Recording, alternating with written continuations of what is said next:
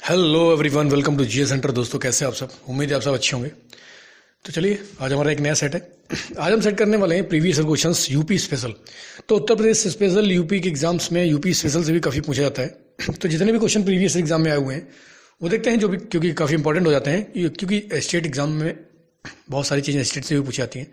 तो आज हम यूपी स्पेशल का प्रैक्टिस सेट सॉल्व करने वाले हैं और काफ़ी इंपॉर्टेंट क्वेश्चंस हैं। बहुत बार एग्जाम में डायरेक्टली रिपीट होते हैं, बहुत बार रिपीट किए जाते हैं, डायरेक्टली रिपीट होते हैं। तो इनको देख लो, लगाओ, क्योंकि यूपी स्पेशल भी जरूरी है। बाकी तो हम पढ़ ही रहे हैं, लेकिन यूपी स्पेशल करना भी बहुत ही ज़्यादा जरूरी है। ठीक है, तो चलिए शुरू करते हैं। पहला क्वेश्चन हम देखते हैं। हमारा पहला क्वेश्चन क्या है कि निम्न में से प्रदेश का कौन सा जनपद उत्तराखंड, हरियाणा और हिमाचल प्रदेश से सीमा बनाता है? तो कौन सा जनपद है जो उत्तर प्रदेश का, जो 3 राज्यों से सीमा बनाता है? उत्तराखंड से भी बनाता है, हरियाणा से भी बनाता है और हिमाचल प्रदेश से भी बनाता है। कौन बनाता है? मेरठ बनाता है, सोनभद्र है, या सहारनपुर है, या मुजफ्फरपुर है? तो देखो, मेरठ तो नहीं बनाता है, सोनभद्र भी नहीं बनाता है। ये आपका बनाता है उत्तराखंड, हरियाणा और हिमाचल से सहारनपुर। कौन बनाता है? सहारनपुर सीमा बनाता है। तो 1 का सी इज द राइट आंसर हो जाएगा कि सहारनपुर जो है ना, उत्तराखंड, हरियाणा और हिमाचल प्रदेश से सीमा बनाता है। ठीक है, ध्यान रखेंगे। नेक्स्ट हम क्वेश्चन देखते हैं कि क्षेत्रफल के घटते क्रम में सही विकल्प का चयन करें। क्षेत्रफल के घटते क्रम में सही विकल्प का चयन करें कि क्षेत्रफल के हिसाब से सबसे बड़ा कौन सा है, उसके बाद कौन सा है, उसके बाद कौन सा है? राज्य। ठीक है, तो राजस्थान है सबसे बड़ा, महाराष्ट्र है, मध्य प्रदेश, उत्तर प्रदेश, राजस्थान, मध्य प्रदेश, महाराष्ट्र, उत्तर प्रदेश, मध्य प्रदेश, महाराष्ट्र, राजस्थान या उत्तर प्रदेश, या राजस्थान, गुजरात, मध्य प्रदेश या उत्तर प्रदेश। तो क्षेत्रफल के घटते क्रम में बताएंगे कि सबसे बड़ा राज्य कौन सा है क्षेत्रफल के हिसाब से। तो पहला तो आ गया आपका, देखो राजस्थान तो है, राजस्थान है सब में है, तो 3 में राजस्थान है, मध्य प्रदेश नहीं, तो इसको हटा दो, एलिमिनेट कर दो सी वाले को। अब राजस्थान के बाद कौन सा है? क्या महाराष्ट्र या मध्य प्रदेश है कि गुजरात? तो मध्य प्रदेश है। अब हमने देख लिया कि हम, अगर हमें पता है, टॉप 2 ही पता है, तो हमारा आंसर करेक्ट हो जाएगा।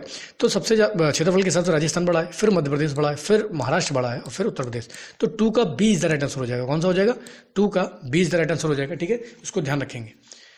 चलिए देखते हैं नेक्स्ट क्वेश्चन हमारा क्या है कि लखनऊ की सीमा किससे स्पर्श नहीं करती है? तो कौन सा जिला है जिसको लखनऊ की सीमा स्पर्श नहीं करती है? उन्नाव को, बलिया को, उन्नाव है, हरदोई है, बलिया या बाराबंकी? तो लखनऊ की सीमा, आप जो लखनऊ के आसपास रहते हैं, जो उत्तर प्रदेश स्पेशल जिन्होंने पढ़ा है, उनको तो पता ही होगा कि लखनऊ की सीमा किस जिले को स्पर्श नहीं करती है। उन्नाव को नहीं करती है, हरदोई को, बलिया या बाराबंकी को? तो बताइए किसको नहीं करती है? तो देखो, उन्नाव को तो करती है, उन्नाव तो बिल्कुल पास ही में पड़ता है लखनऊ के जनपद।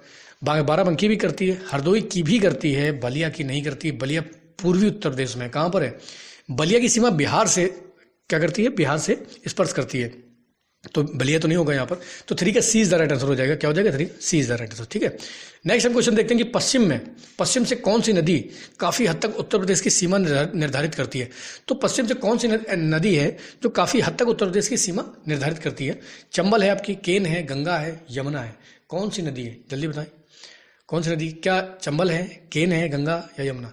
तो अगर देखा जाए तो पश्चिम में यमुना नदी जो ना काफ़ी हद तक उत्तर प्रदेश की सीमा का निर्धारण करती है। ठीक है, ध्यान रखेंगे इस चीज़ को। उत्तराखंड से निकलती है, उत्तराखंड के बाद यमुनानगर, हरियाणा वगैरह में होते हुए उत्तर प्रदेश में एंटर करती है, तो काफ़ी हद तक ये सीमा सुनिश्चित करती है। तो 4 का D is the right answer हो जाएगा। ठीक है, ध्यान रखेंगे इसको। अगला हमारा क्वेश्चन है कि उत्तर प्रदेश के भावर क्षेत्र में किस प्रकार की मृदा पाई जाती है? जो उत्तर प्रदेश का भावर है, देखो जलोढ़ मृदा 2 प्रकार की होती है, कौन सी? खादर और बांगर। ठीक है, लेकिन भावर क्षेत्र भी पाया जाता है उत्तर प्रदेश में। तो भावर क्षेत्र में किस प्रकार की मिट्टी पाई जाती है? दलदली होती है, कंकरीली पथरीली होती है, महीन जलोढ़ होती है, या भूर होती है? तो बताएंगे उत्तर प्रदेश के भावर क्षेत्र में किस प्रकार की मृदा पाई जाती है? तो ये आपके देखो, भावर जो है ना ककरीली पथरीली होती है। कैसी होती है? ककरीली पथरीली मिट्टी होती है। ठीक है, 5 का 20 द राइट आंसर हो जाएगा। नेक्स्ट हमारा कि उत्तर प्रदेश के किस जिले में सबसे कम वर्षा होती है? काफी इंपॉर्टेंट क्वेश्चन है, बहुत बार एग्जाम में पूछा गया है डायरेक्ट कि उत्तर प्रदेश का कौन सा जिला जिसमें सबसे कम वर्षा होती है? ललितपुर, झांसी, बांदा या मथुरा? तो सबसे कम बरसात वाला जो जिला है उत्तर प्रदेश का, वो कौन सा है? तो मथुरा में सबसे कम बरसात होती है। ठीक है, ध्यान रखेंगे किस जिले में सबसे कम बरसात होती है, तो मथुरा में सबसे कम बरसात होती है। ठीक है, 6 का D is the right answer. अगला हमारा क्वेश्चन है कि निम्न जिलों में उत्तर से दक्षिण, अब देखो बहुत इंपॉर्टेंट है, ये जिले बहुत बार एग्जाम में डाले गए, इनको कंठस्थ कर लेना एक बार कि उत्तर से लेकर दक्षिण में सही क्रम क्या है। तो सबसे उत्तर में कौन सा है और फिर सबसे दक्षिण में कौन सा है? तो क्या संत कबीर नगर, सिद्धार्थ नगर? देखो पहला देख लो, सिद्धार्थ नगर, संत कबीर नगर, सिद्धार्थ नगर, अंबेडकर नगर या संत रविदास नगर? तो अगर इतना ही अगर हमें पता है कि सबसे उत्तर में कौन सा है, तो हमें पता चल जाएगा। तो सबसे उत्तर में कौन सा है? सिद्धार्थ नगर। तो बस हमारा 7 का 20 राइट आंसर हो गया। सिद्धार्थ नगर के बाद क्या आता है आपका? संत कबीर नगर। संत कबीर नगर के बाद क्या है? अंबेडकर नगर। और अंबेडकर के नगर के बाद क्या है? संत रविदास नगर। तो उत्तर से दक्षिण ध्यान रखना लगाने के लिए, और दक्षिण से उत्तर दे दें तो पहले संत रविदास नगर आ जाएगा, फिर अम्बेडकर नगर, फिर कबीर नगर, संत कबीर नगर, फिर सिद्धार्थ नगर। तो 7 का B is the right answer हो जाएगा। इसको ध्यान रखना, इसका रट्टा मार लो, चाहे कुछ भी हो, इसको रट्टा मार लो। ध्यान रखो उत्तर से दक्षिण में सिद्धार्थ नगर है, संत कबीर नगर है, एस के करके, एस के ए और आर, स्कार करके याद कर लो, ठीक है। ध्यान रखो, इसको स्कार करके याद कर लेंगे तो 7 का 20 राइट आंसर हो जाएगा, ठीक है। आगे हम बात करते हैं, क्वेश्चन नंबर 8 है हमारा कि प्रदेश के किस जिले में सर्वाधिक वर्षा होती है। तो उत्तर प्रदेश का कौन सा जिला है जिसमें सर्वाधिक वर्षा होती है? तो ये आपका कौन सा है? बांदा है, वाराणसी है, मुरादाबाद है या गोरखपुर है?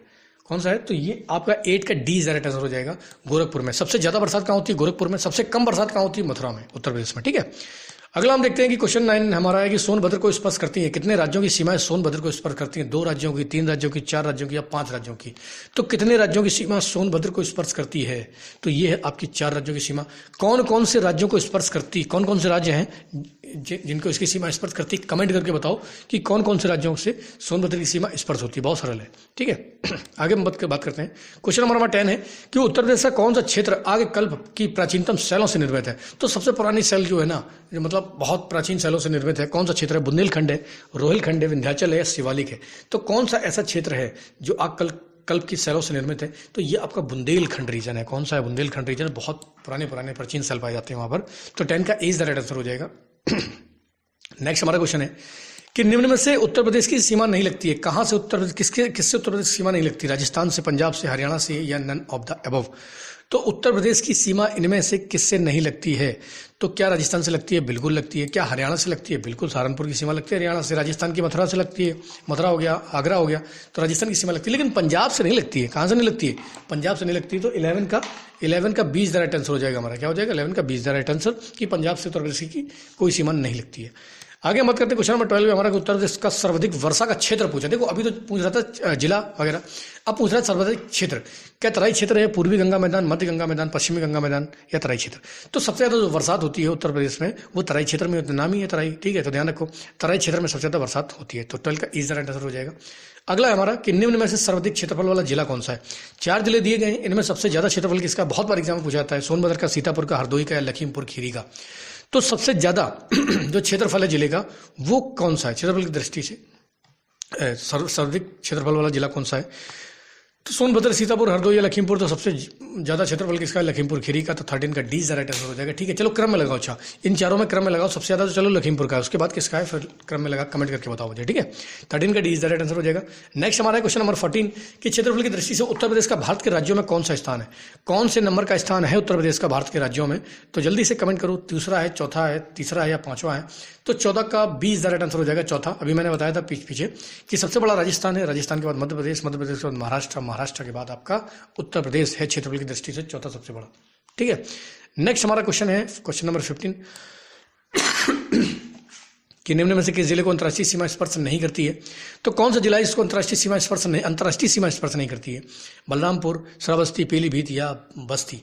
तो कौन से जिले को नहीं करती है अंतर्राष्ट्रीय सीमा स्पर्श? तो 17 देखो बलरामपुर को तो करती है, श्रावस्ती भी आपका नेपाल के पास, पीलीभीत भी करता है, अंतर्राष्ट्रीय सीमा को स्पर्श करता है, लेकिन बस्ती को नहीं करते। बस्ती कहाँ है? बस्ती गोंडा के आसपास पड़ जाती है। तो 15 का डी द राइट आंसर हो जाएगा, ठीक है, इसको ध्यान रखेंगे। नेक्स्ट हमारा क्वेश्चन है और लास्ट है कि निम्न जिलों में क्षेत्रफल में सबसे छोटा जिला कौन सा है? बनारस है, जौनपुर है, इलाहाबाद या गाजीपुर? तो निम्नलिखित में से पूछ रहा है कि कौन सा जिला सबसे छोटा है? तो बनारस, जौनपुर, इलाहाबाद या गाजीपुर? तो कौन सा हमारा राइट आंसर हो जाएगा? 18 का ए राइट आंसर हो जाएगा। इन सब में बनारस जो है ना वो सबसे छोटा जिला है। तो ये हमारे यूपी स्पेशल क्वेश्चन है, प्रीवियस काफी एग्जाम में बार बार पूछे जाते हैं। तो तैयारी बहुत अच्छी तरीके से करना है, सारे प्रीवियस क्वेश्चन जो है सॉल्व करते रहो, सेट बढ़िया है, और उसको सॉल्व करो, लगा ले रहे हो तो अच्छी बात है। और कुछ क्वेश्चन जैसे क्वेश्चन नंबर 7 है काफी इंपॉर्टेंट है, 6 वाला काफी इंपॉर्टेंट है, बहुत बार रिपीटेशन होता है इनका क्वेश्चन का। तो इसी तरीके से लगातार हम डेली प्रैक्टिस सेट सॉल्व कर रहे हैं और ऐसे करते रहेंगे जब तक एग्जाम होगा, तब तक तुम बहुत सारे क्वेश्चन सॉल्व कर चुके होंगे, बहुत सारे प्रैक्टिस सेट सॉल्व कर चुके होंगे। तो इसी तरीके से लगातार पढ़ाई करो, लगातार मेहनत करो, पेपर क्योंकि आने वाले हैं और इस बार क्लियर करना ही करना है एग्जाम में, ठीक है। तो 2024 से पहले जॉब ले लो तो ज़्यादा अच्छा है। तो इस तरीके से हम लगातार पढ़ाई करेंगे और लगातार प्रैक्टिस और सॉल्व करते रहेंगे। चलिए आज के लिए इतने बहुत है। जय हिंद।